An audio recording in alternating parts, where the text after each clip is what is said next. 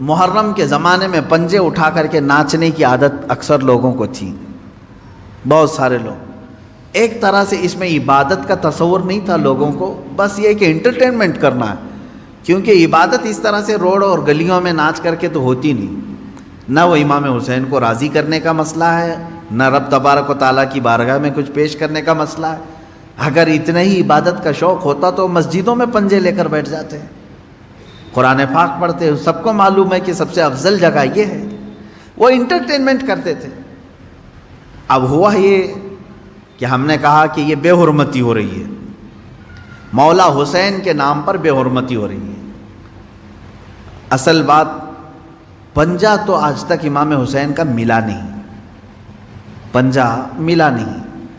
حضرت عباس علمبردار کے پنجے کٹے تھے یہ سنا ہے، روایات بھی، لیکن اس کی شبیہ، اس سے ملتی جلتی تصویر کچھ ملی نہیں۔ اب رہی بات تعزیہ کا مسئلہ، تعزیہ جو ہے اس کا مسئلہ مختلف بھی ہے، اتنا میں بتاؤں گا، کنفیوز نہیں ہونا۔ تعزیہ کو شرائط کے ساتھ اگر بٹھایا جائے تو جائز ہے، لیکن وہ شرائط پورے کرتے نہیں لوگ، اور ہم نے اگر اتنا ہی شوشہ کھول دیا تو بڑے بڑے دروازے لوگ کھول دیں گے۔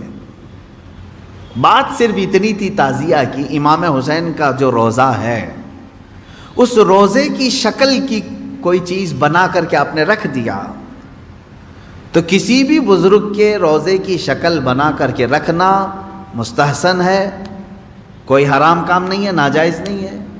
جیسے ہم گنبد خضرا بناتے ہیں، خانہ کعبہ بناتے ہیں، ہوتا ہے گنبد خضرا جہاں ہوگا ہم تعظیم کے ساتھ دیکھتے ہیں، لیکن اس کے ساتھ اگر ایسے معاملات ہوں کہ اس کو لے کر کے سڑکوں پہ ہم گھومیں گے، ناچیں گے، اور پھر اس پر چڑھاوے کریں گے، پھر اس کے ساتھ اپنے عقیدے جوڑ لیں گے، تو یہاں سے شیطان پھر گمراہ کرنا شروع کرتا ہے۔ خیر یہ بات الگ ہے، تعزیہ کا مطلب۔ رہی بات پنجے کا، پنجے کی جو لاجک ہے وہ نہیں سمجھ میں آئی، مجھے کوئی سمجھا دے۔ میں نے اس سے قبل بھی بہت پہلے ہی کہا تھا، میں خود اٹھاؤں گا۔ پنجے کی کیا خصوصیت ہے؟ اگر امام حسین شہید کربلا رضی اللہ تعالیٰ عنہ کے ہاتھ کا نشان لے کر کے کوئی اٹھا کر گھومتا ہے، میں تو کہوں گا ہاتھ کیوں اٹھاتے ہو؟ اس سے بہتر ہے کہ مولا حسین کا قدم اٹھا کر کے گھومیں، کیونکہ ہمارے لیے ان کے قدم تک پہنچنا بھی بہت دور کی بات ہے۔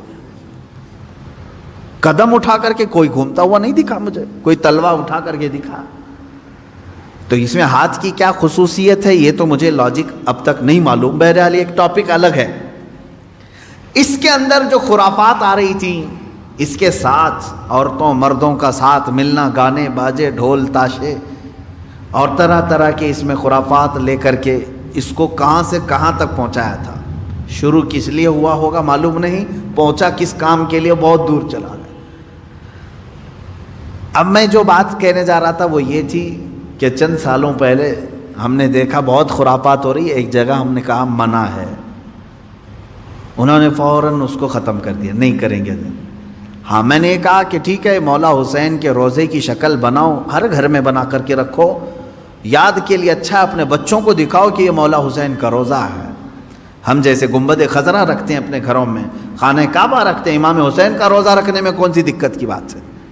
میں اتنا زیادہ مخالف نہیں ہوں اس چیزوں کا، رکھو، آپ پیتل کا بناتے بناؤ، تانبے کا بناتے بناؤ، سونے کا بناتے ہو بناؤ، اس میں حرج نہیں۔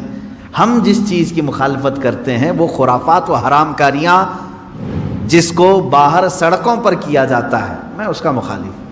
خیر بات آئی، بند ہو گئی، لیکن ہوتا کیا تھا معلوم ہے؟ چند دنوں کے بعد دوسرا محرم آیا تو گھر والے کہتے ہیں کہ حضرت وہ تو بند ہیں لیکن بچے ویسے ہی ناچ رہے ہیں، ہاتھ ایسے لمبے کر کے خود پنجہ بن گئے ہیں اور ناچ رہے ہیں۔ تو میں اس چیز کو مثال میں اس لیے بتا رہا ہوں کہ بنی اسرائیل بچھڑے کی پوجا کرتے تھے، حکم آیا ان کے قتل کا، قتل بھی ہوئے، بچھڑا بھی مار دیا گیا، لیکن زمانے تک ان کے دلوں سے بچھڑے کی محبت گئی نہیں تھی۔ وہی ذکر آج کی آیت میں نے پڑھا ہے، اللہ فرماتا ہے ثم اتخذوا العجل من بعد ما جاءتهم البینات، پھر یہ بچڑے کو ایسا لے کر کے بیٹھے رہے جبکہ ان کے سامنے کھلی ہوئی نشانیاں تھیں۔ وَأُشْرِبُوا فِي قُلُوبِهِمُ الْعِجْلَ، اللہ فرماتا ہے ان کے دلوں میں ایسا لگتا ہے بچڑا پلا دیا گیا ہے، پی گئے ہیں بچڑے کو، اتنی محبت تھی، جبکہ روشن آیتیں اور دلیلیں دیکھی۔ تو خلاصہ یہ ہے میرے عزیزو، کہنے کا مطلب کہ بعض چیزیں گمراہیاں ایسی ہیں جن کو چھوڑنے کے بعد بھی وہ کچوکے لگاتی رہتی ہیں، برے گناہ بھی ایسے ہیں جن کو چھوڑنے کے بعد وہ دوبارہ دماغ میں وسوسے ڈالتے رہتے ہیں۔ ان کاموں کو حتمی طور پر اپنے تصور میں بھی نہ آئے۔ اعوذ باللہ من شر الشیطان الرجیم کثرت سے پڑھیں، اعوذ باللہ من شر الشیطان الرجیم، من شر الشیطان الرجیم۔ اے اللہ میں پناہ مانگتا ہوں تیری مردود شیطان کی ان شرارتوں سے جو میرے دماغ میں ڈال رہا ہے۔ تو یہ اسی کی طرف سے ہوتی ہیں، وہ پرانے راستے پر لے جانا چاہتا ہے، گمراہی کی طرف لانا چاہتا ہے۔ وہ خرابیاں جن کو تم چھوڑ کر کے آئے ہو یاد دلاتا ہے ایک بار اور چلا جاؤ۔ اس کے لیے کثرت سے یہ پڑھا کریں، جب جب ایسا وسوسہ آئے کہیں اعوذ باللہ من شر الشیطان الرجیم۔ آج ہی صبح گناہ سے توبہ کیا، سوچا کہ نہیں کروں گا یہ گناہ، لیکن رات ہوتے ہی پھر خیال آیا ایک بار اور کر لوں، میں بتا رہا ہوں فوراً اس وقت یہ پڑھو اعوذ باللہ من شر الشیطان الرجیم۔ اے اللہ میں تو چھوڑ چکا تھا شیطان مردود، پھر مجھے لا رہا ہے وسوسے، میں تیری پناہ مانگتا ہوں مردود شیطان کی شرارتوں سے۔